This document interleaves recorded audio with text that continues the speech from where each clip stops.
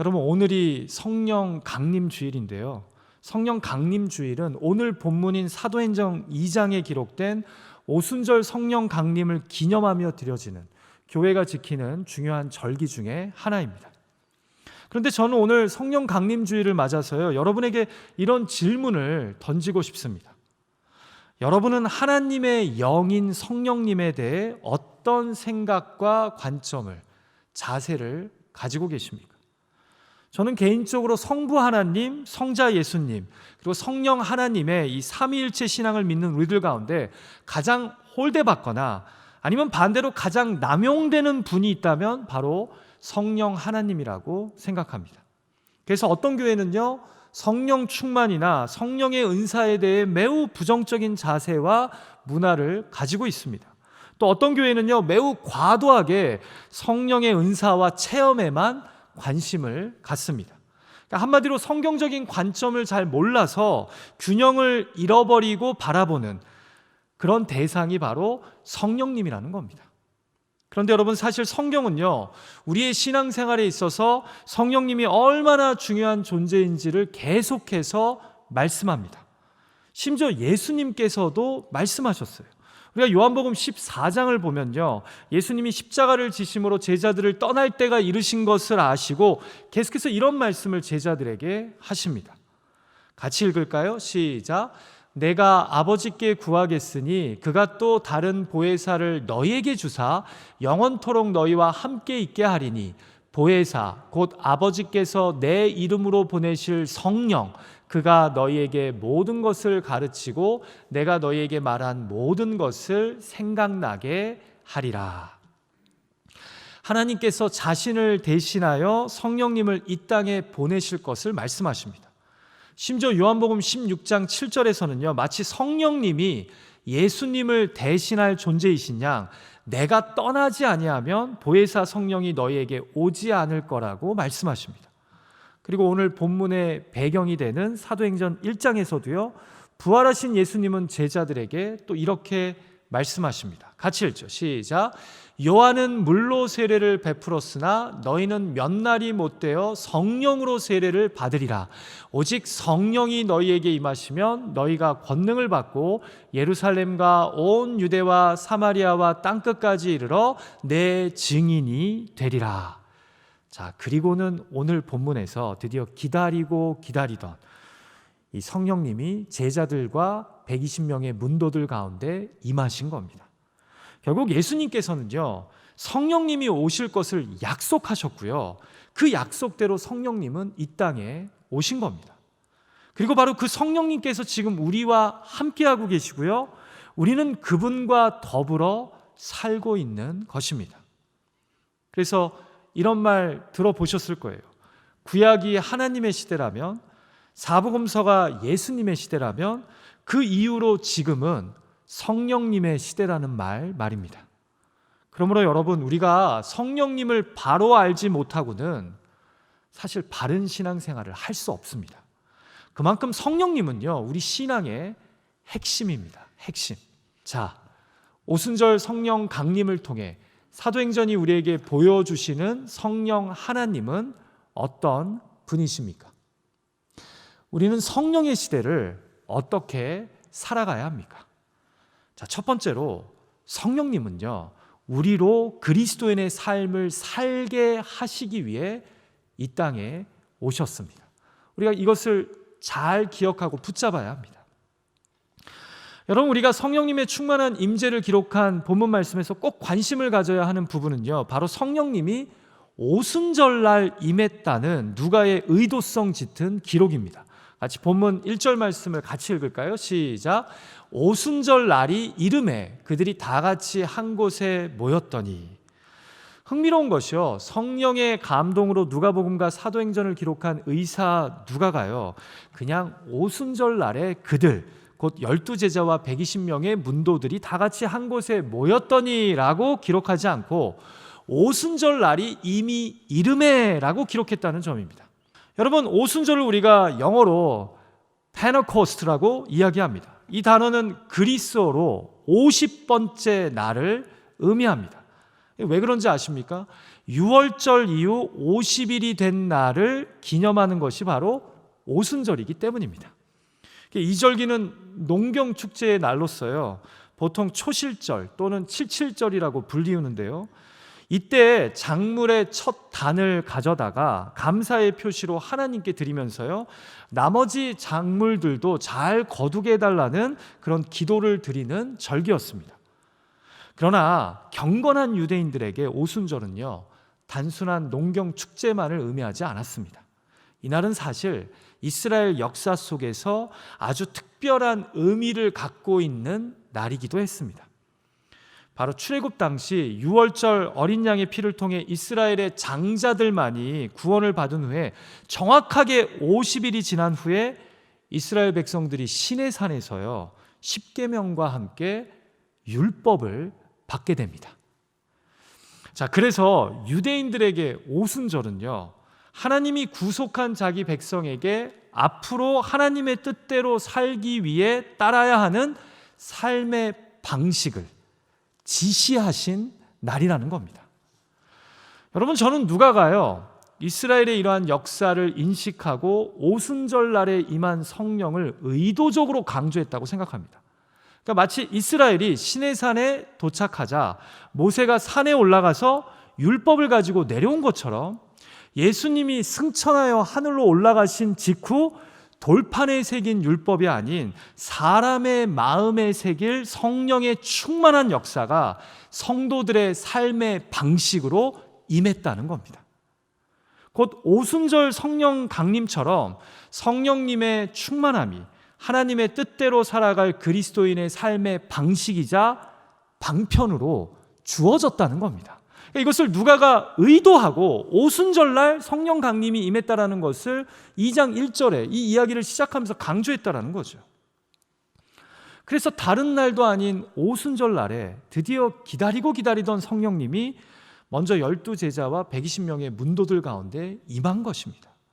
그리고 이를 통해 성경은, 사도행전은 마치 구약의 이스라엘 백성이 하나님과 언약을 맺고 율법을 삶의 방식으로 받아들인 것처럼 너희는 예수 그리스도를 통해 하나님과 새 언약을 맺고 이제는 성령님의 삶의 방식으로 성령님을 받아들여서 이 성령님의 도우시고 역사하시는 은혜 없이는 너희가 하나님의 자녀답게 살 수 없다는 것을 알려주셨다는 겁니다. 사랑하는 예배자 여러분, 여러분은 성령 하나님을 어떻게 이해하십니까? 그냥 우리로 방언으로 기도하게 해주시는 분? 미래를 예언하도록 보여주시는 분? 병든 자를 고치게 해주시는 분입니까? 아닙니다. 그건 현상일 뿐입니다. 목적은요, 바로 예수님이 보여주신 삶, 가르쳐주신 삶을 생각나게 하셔서 우리로 그 삶과 가르침을 따라 살게 만드는 것, 이게 바로 성령님이 하시는 일이라는 거예요. 여러분, 저는 제가 하나님의 영인 성령으로 충만할 때를 보면요, 그래서 막 방언이 터지고 제가 안수기도 하면 막 병든 자가 낫는 것보다 오히려 그래서 사랑하지 못했던 자를 사랑하겠다고 결단하고 용서하지 못했던 자에게 용서의 손을 내밀고 인내하고 싶지 않을 때 더 인내하게 만드시고 헌신하고 싶지 않은 일에 나를 헌신하게 하시는 성령님의 역사를 저는 참 많이 경험했습니다. 그게 바로 성령님이 내 안에서 하나님이 싫어하시는 것은 하지 않게 만드시고 하나님이 기뻐하시는 것을 기꺼이 순종하게 만드셨다는 거죠. 이게 바로 성령님의 역사라는 거예요. 이게 바로 성령님의 중요한 역할이시라는 거예요. 그래서 예수님은 누가복음 11장 13절에서요, 기도의 중요성을 말씀하시며 다른 무엇보다 성령의 충만함을 구하라고 부탁하십니다. 그리고 너희 하늘 아버지가 성령 충만을 구하는 자에게 안 주시겠냐라고 말씀하십니다. 그리고 사도행전 1장에서는 또 제자들에게 뭐라고 말씀하세요? 승천하시기 전에 성령의 충만한 임재를 기다리라고 부탁하신 것입니다. 여러분, 이렇게나 성령님은, 성령의 충만함은 그리스도인의 삶에 있어 절대적입니다. 마치 유월절 어린 양의 피 이후 오순절 날에 이스라엘 백성들이 십계명을 받은 것처럼 예수 그리스도의 대속의 보혈을 경험한 자들은 꼭 성령의 충만함을 사모해야 됩니다. 그리고 성령의 그 하나님의 뜻을 이루게 만드시는 은혜를 경험해야 됩니다. 그래야지 우리가 진정한 성도의 삶, 성화의 삶으로 나아갈 수 있게 되기 때문입니다. 그래서 우리에게는요, 예배를 통한, 말씀과 기도를 통한 성령의 충만함이 너무나 중요합니다. 우리가 오늘 본문의 배경이 되는 사도행전 1장에서도 이 120명의 문도가 무엇을 하다가 성령님을 결국 경험해요? 모여서 힘써 기도하다가. 결국 말씀과 기도, 예배의 시간에 임재하시고 역사하시는 그 성령의 감동을 우리가 맛보고 그 성령의 힘으로 성도의 삶을 살아가야 된다라고 지금 사도행전은 우리에게 말씀하고 있는 것입니다. 부디 예배의 능력과 감격 속에서 내 안에 성령님이 강하게 역사하심으로 하나님이 나에게 원하시는 그리스도인의 삶을 온전히 살아갈 수 있는 저와 여러분의 성령 충만한 삶이 되시기를 주님의 이름으로 축원합니다. 자, 두 번째로 오순절 성령 강림을 통해 성경이 우리에게 보여주는 성령 하나님은 어떤 분이십니까? 성령님은 어디서나 어떤 상황에서나 하나님을 우리에게 보여주십니다.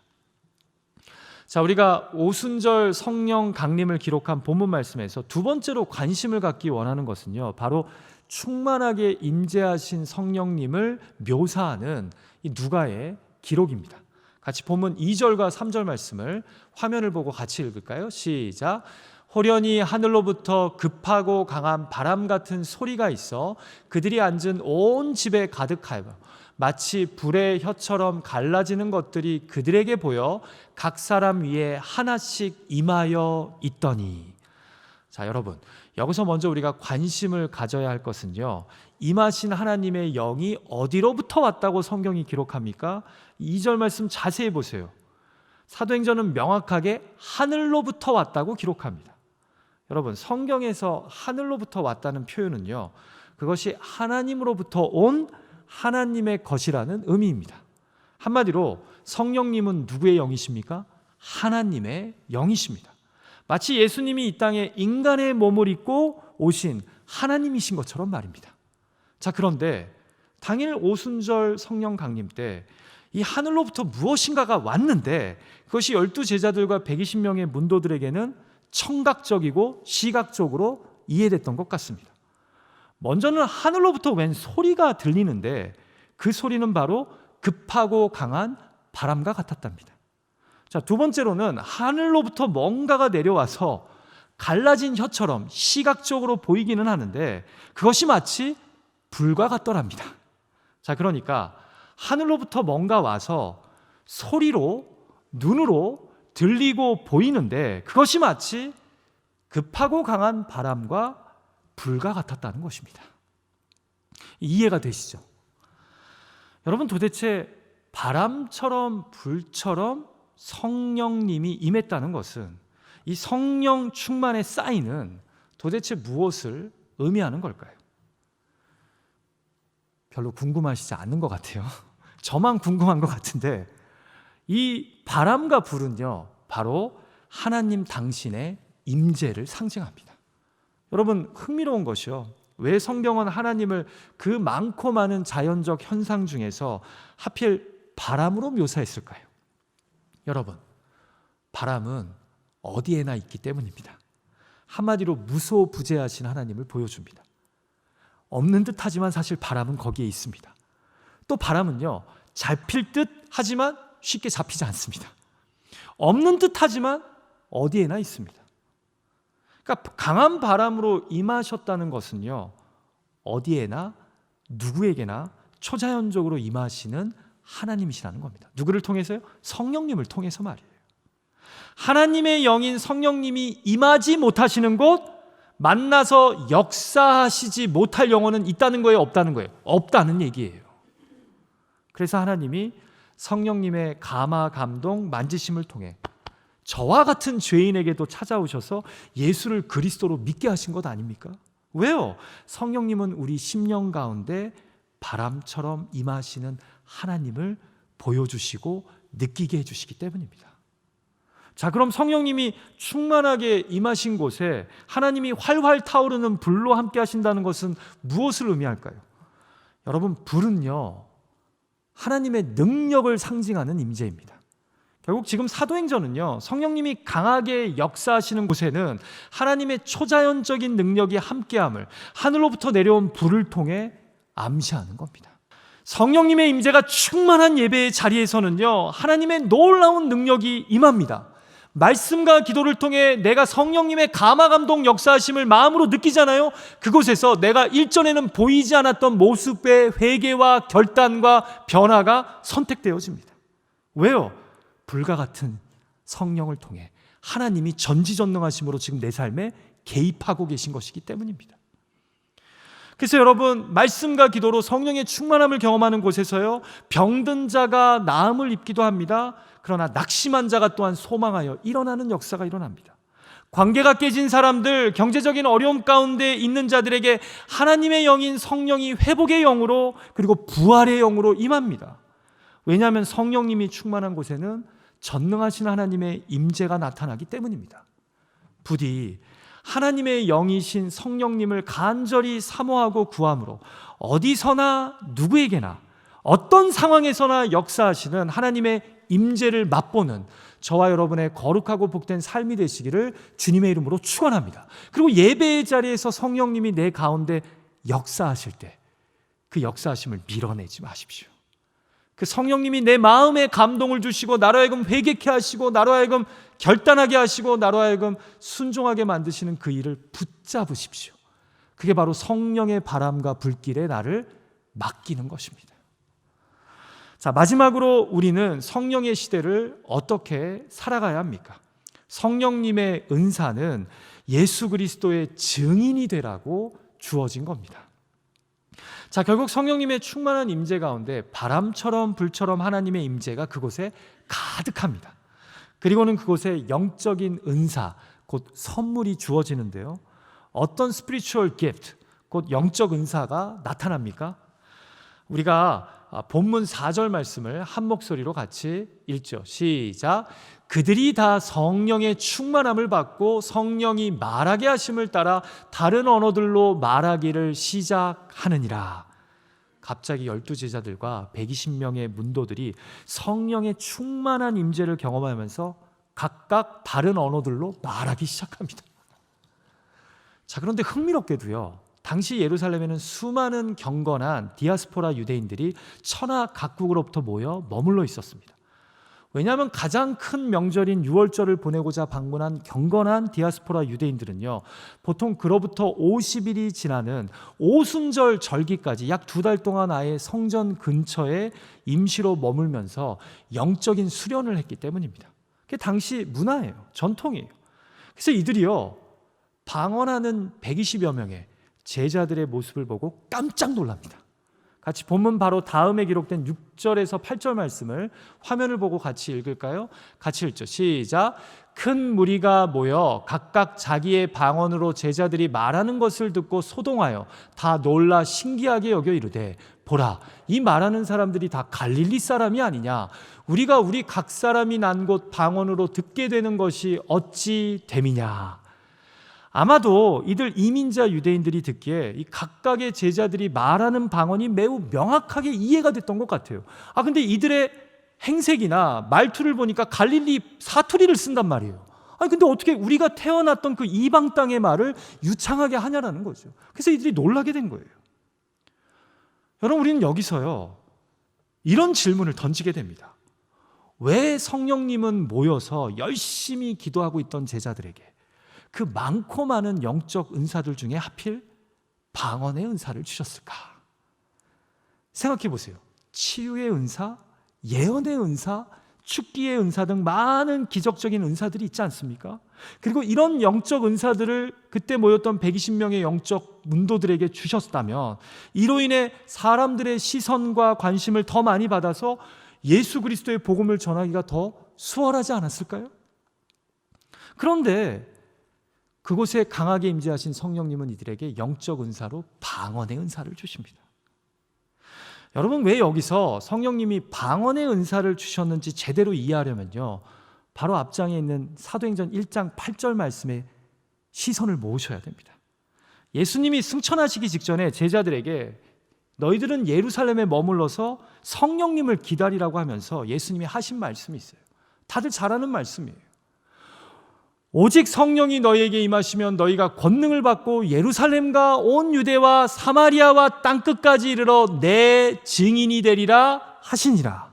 자, 성령이 임하셔서 하나님의 권능을 받으니 어떤 은사가 주어질 거라고요? 방언의 은사가 지금 이 제자들에게 주어졌어요. 자, 그렇다면 이 말씀에 입각해서 보자면 이 방언의 은사로 무엇을 해야 합니까? 예루살렘과 온 유대와 사마리아와 땅끝 곧 모든 민족에게 가서 복음을 전하는 증인이 되어야 하는 것 아닙니까? 이해가 되시죠? 그래서 사도행전 1장 8절에서 이렇게 말씀하신 다음에 2장 1절에서 성령이 임하시는데 이 성령의 권능이 제자들에게 무슨 은사로 나타난 거예요? 방언의 은사로 나타난 거예요. 그래서 땅끝까지 이르러 뭐가 되라고요? 증인이 되라고 말입니다. 여러분, 여기서 우리는 성령님에 대해 매우 중요한 사실을 하나 발견하게 됩니다. 성령님이 우리 삶에 부어주시는 다양한 영적 은사나 나에게 허락하신 축복은요, 궁극적으로 무엇을 위해 사용되어야 합니까? 예수가 그리스도 되심을 전하는 도구로 사용되어야 합니다. 여러분, 아멘이십니까? 이게 중요해요. 자, 여러분, 우리가 11절을 보면 이들이 각 나라의 방언으로 무엇을 말했다고 성경이 기록하는지 아세요? 방문한 디아스포라 유대인들 말이 우리가 다 우리의 각 언어로 하나님의 큰 일을 말함을 듣는도다 하고, 자, 여기서 하나님의 큰 일이란 무엇을 의미하는 걸까요? 바로 하나님이 예수 그리스도를 통해 행하신 큰 일, 곧 우리를 위해 죽으시고 부활하신 예수 그리스도의 기쁜 소식을 각 나라의 방언으로 말하게 하셨다라는 겁니다. 그러니까 이 일 다음에 바로 베드로의 그 유명한 복음 설교가 나오는 거잖아요. 자, 그러니까 성령님이 우리에게 주시는 은사는 전적으로 예수 그리스도의 증인이 되라고 우리에게 주어진 거라는 겁니다. 여러분, 성령의 강한 임재 속에 우리가 예수를 그리스도로 믿게 되면 또한 우리 안에 일어나는 현상이 뭐예요? 여기 계신 분들 중에 바울처럼 다메섹 도상에서 주님을 만난 것처럼 어떤 큰 영적 사건을 통해 주님을 만난 분도 있으실 것이고, 디모데처럼 그냥 믿음의 어머니 외할머니를 통해 신앙의 유산을 물려받아서 예수를 그리스도로 믿게 되신 분들도 있을 거예요. 근데 성령의 충만한 임재 가운데 예수를 그리스도로 믿게 되면요, 동일한 현상이 있어요. 그게 뭐냐? 내가 믿는 예수를 전하고 싶어져요. 그럼 제가 무슨 말 하는지 아실 분들은 아실 거예요. 예수를 내가 그리스도로 믿는 순간 이 예수를 전하고 싶어 안달이 나요. 그래서 사도행전 2장에서도 전도가 시작된 거예요. 교회가 출발하면서. 이게 바로 성령님이 행하시는 일이라는 거예요. 성령이 충만하면, 영적 은사를 받게 되면 이것은 다 예수를 그리스도로 전하는 도구가 된다는 거예요. 전하고 싶어진다는 거예요. 그런데 여러분, 오늘날 영적 은사를 사모하는 자들이나 아니면 이런 영적 은사를 가졌다는 자들의 문제가 무엇입니까? 먼저는 성령 체험이나 은사를 상당히 간절히 사모하는 자들은요, 예수가 그리스도 되심을 증거하기 위해 이러한 것들을 사모하고 쫓아다니기보다 개인의 유익과 만족과 복을 위해 성령 집회를 쫓아다닙니다. 사실 성경이 말씀하시는 성령 충만의 핵심은 영적 체험이나 개인의 영달보다 성령 충만이 이끄는 우리 삶의 변화이자 증인의 삶인데 말입니다. 자, 또 반대로 성령의 은사를 소위 가졌다는 분들에게는 또 어떤 문제가 발생합니까? 이를 통해 예수가 그리스도 되심을 전해야 하는데, 복음이 드러나야 되는데 자기를 드러내려고 합니다. 자기의 영적 능력과 권위를 보여주는 수단으로 이 영적 은사를 삼아서요, 결국은 자신의 배를 채우려고 하고 다른 사람들을 영적으로 어뷰스하려고 합니다.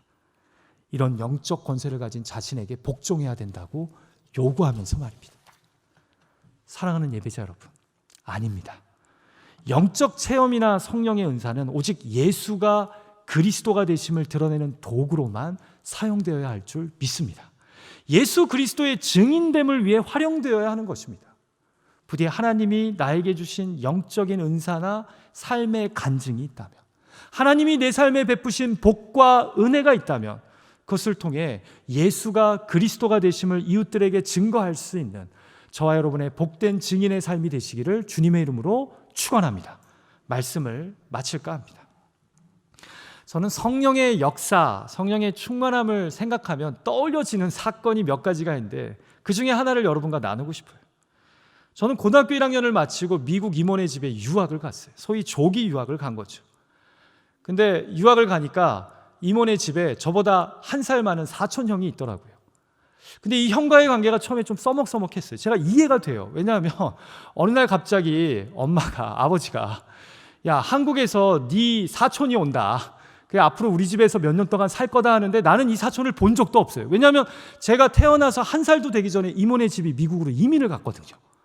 그러니까 이 형의 입장에서는 이런 거죠. 우리 아버지 어머니가 그로서리 운영하면서 힘들게 아침에 일찍 나가시고 저녁에 늦게 오는데 이제 갑자기 어디서 한국에서 사촌이 왔다는데 얘를 막 챙기니까, 그래서 한국에서 온 조카라고 여러 가지 힘든 가운데서 챙기고 돌보는 모습에 형이 좀 마음이 불편했던 것 같아요. 제가 느꼈어요. 좀 저랑 거리를 두시더라고요. 근데 이 형이요, 대학을 갔어요.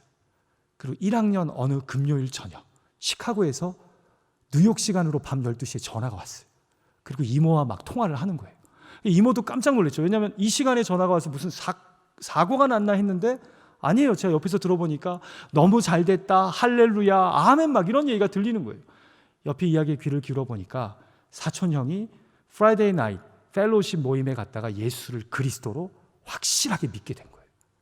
본인이 어머니한테 그렇게 얘기하는 거예요. 이제 어머니의 예수 그리스도가 나의 예수 그리스도라고. 내가 머리로만 알던 예수 그리스도를 나의 예수 그리스도로 믿게 됐다고. 근데 너무 익사이팅해서 이거를 가족에게 제일 먼저 얘기하고 싶어서 내가 12시지만 전화했다고.